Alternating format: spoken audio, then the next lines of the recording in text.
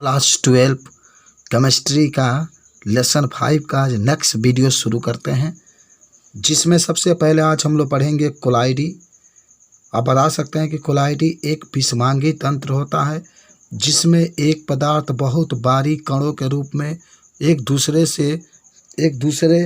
से पदार्थ में परिक्षेपण रहता है, जिसे परिक्षेपण माध्यम कहते हैं। यानी आप ऐसे कह सकते हैं कि कोलाइडी एक प्रकार का विषमांगी मिश्रण है।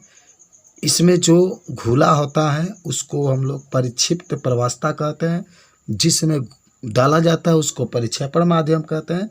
जैसे हम लोग विलयन में पढ़े थे ना, जो विलायक होता है उसको परिक्षेपण माध्यम यहाँ से कहेंगे, जो विलय होता है उसको परिक्षिप्त प्रवास्ता कहते हैं। इसको जब हम लोग चरणपत्र झिल्ली पर डालते हैं तो चरणपत्र झिल्ली से आर पार नहीं निकल पाता है। उसके बाद से जब आगे बढ़ेंगे तो कोलाइडी का वर्गीकरण, तो मैं आपको बता दूं, आप यहाँ पर बता सकते हैं कि परिक्षिप्त प्रवास्ता और परिक्षेपण माध्यम के मध्य अन्योन्य क्रिया के प्रकृति के आधार पर वर्गीकरण, माने पहले परिक्षिप्त प्रवास्ता और परिक्षेपण माध्यम के आधार पर हम लोग कोलाइडी विलयन को दो भागों में बांटते हैं, जिसमें पहला आता है द्रव विरागी कोलाइड। तो देखिए दो प्रवस्था में बांटा जाएगा, एक होगा द्रव विरागी और एक होगा द्रव रागी। तो पहला हम लोग पढ़ते हैं द्रव रागी कोलाइड, इसी को हम लोग द्रव स्नेही कोलाइड भी कहते हैं। आप इसको कह सकते हैं कि द्रव रागी शब्द का अर्थ है विलायक के प्रति बंधुता, यानी कह सकते हैं कि गोंद, जिलेटिन, स्टार्च आदि पदार्थों को जब उचित विलायक के साथ मिलाया जाता है तो ये सीधे कोलाइडी अवस्था में परिवर्तित होकर कोलाइडी विलयन बना लेते हैं। इस प्रकार विलयनों को द्रव रागी विलयन कहते हैं।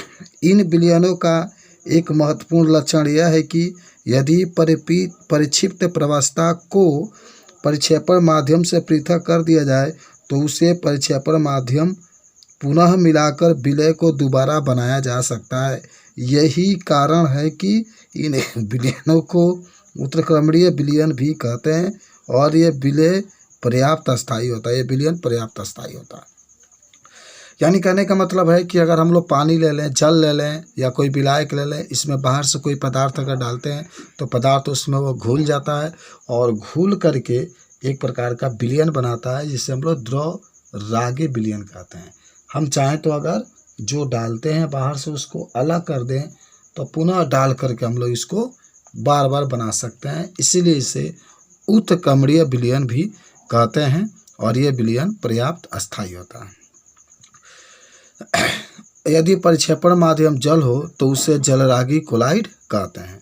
इसको जलरागी कोलाइड भी कहते हैं। अगर परिक्षेपण, जैसे अगर जल है, जल में किसी पदार्थ को डालेंगे तो इसे हम लोग परिक्षेपण यानी जल विरागी या जल रागी परिक्षेपण माध्यम भी कहते हैं।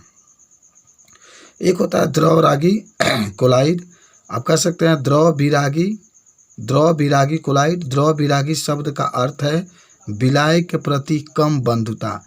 चांदी और सोना जैसे धातुएं उनके हाइड्राइडो अथवा सल्फाइडो आदि को जब परिक्षेपण माध्यम में मिलाया जाता है तो वह सीधे कोलाइडी अवस्था में नहीं होते हैं। उन्हें कोलाइडी रूप में बने रहने के लिए अस्थायी कारक की आवश्यकता होती है।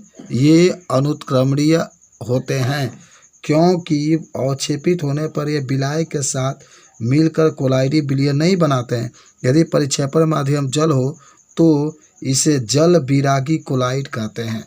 यानी इसमें क्या होता है ना कि जो परिक्षेपण माध्यम होता है, जिसमें जब हम लोग बाहर से कोई पदार्थ मिलाएंगे तो तुरंत ये कोलाइडी विलयन में नहीं चले जाते, यानी कोलाइडी विलयन नहीं बनाते हैं, इसीलिए इसे हम लोग द्रव विरागी कोलाइड कहते हैं। और अगर परिक्षेपण माध्यम जल है तो इसे द्रव जल विरागी कोलाइड भी कहते हैं। उसके बाद से आगे का जो टॉपिक आता है, आगे का टॉपिक होता है कि परिक्षिप्त प्रवास्ता के कणों के प्रकार पर आधारित वर्गीकरण, यानी कणों के आधार पर अगर हम लोग बांटेंगे तो एक होगा बहु आणविक, एक होगा बृहद आणविक और एक होगा सहचारी कोलाइड। यानी परिक्षिप्त कि जो कण होते हैं उस कणों के आधार पर हम लोग कोलाइडी को 3 भागों में बांटते हैं। तो आइए उसका पहला भाग हम लोग पढ़ते हैं, बृहद आणविक कोलाइड। इस प्रकार के कोलाइड में परिक्षिप्त प्रवास्ता के कणों का आमाप कोलाइडी कणों के आमाप के बराबर दीर्घ होता है, अर्थात 100 नैनोमीटर होता है। यानी इसमें क्या है, जो कोलाइड होते हैं इसमें जो होता है परिक्षिप्त प्रवास्ता के जो कणों का आकार होता है वह कोलाइडी कणों के आकार के लगभग बराबर होता है। प्राकृतिक बहुआण्विक कोलाइड का उदाहरण है स्टार्च, यह भी आपके बृहद आणविक कोलाइड हो जाएगा, सेलुलोस भी हो जाएगा और प्रोटीन भी हो जाएगा। उसके बाद से एक होता है बहुआण्विक कोलाइड। आप इसमें प्रत्येक परमाणु कोलाइडी के आमाप का नहीं होता है, किंतु वे आपस में पुंज बना करके जुड़ करके कोलाइडी के नाप के अणु बनाते हैं। जैसे सल्फर विलयन में S8 अणुओं के पुंज कोलाइडी के नाप के होते हैं। तो इसका मतलब है कि जो बहुआण्विक कोलाइड होते हैं इसका आमाप कोलाइडी के कणों के आमाप के बराबर नहीं होता, लेकिन फिर भी जब इसको विलयन में डाला जाता है तो वह मिल करके एक बहुत बड़ा पुंज बनाते हैं। जैसा अगर सल्फर को हम लोग विलयन में डालेंगे तो वह सल्फर 8 का पुंज बनाता है। उसके बाद से एक होता है संघटित कोलाइड, या इसी को सहचारी कोलाइड भी कहते हैं। आप कह सकते हैं कि ये पदार्थ कम सांद्रण में सामान्य विद्युत अपघटनी की तरह कार्य करते हैं, परंतु अधिक सांद्रण में सहयोजित होकर मिसेल बनाते हैं जो कि कोलाइडी विलयन की तरह कार्य करते हैं। साबुन इसका उदाहरण है। साबुन लंबी श्रृंखला वाले बसीय अम्ल RCOO का सोडियम लवण है।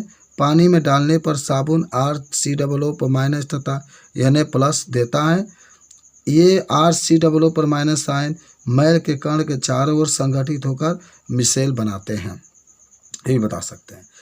एक और तीसरा जो आता है, अब जो आएगा परिक्षिप्त प्रवास्ता और परिक्षेपण माध्यम के भौतिक अवस्था के आधार पर। अब हम लोग भौतिक अवस्था के आधार पर बांटेंगे। तो देखिए, तो अब हम लोग जब चलेंगे भौतिक अवस्था के आधार पर, तो देखिए कौन कौन कोलाइडी कण होंगे।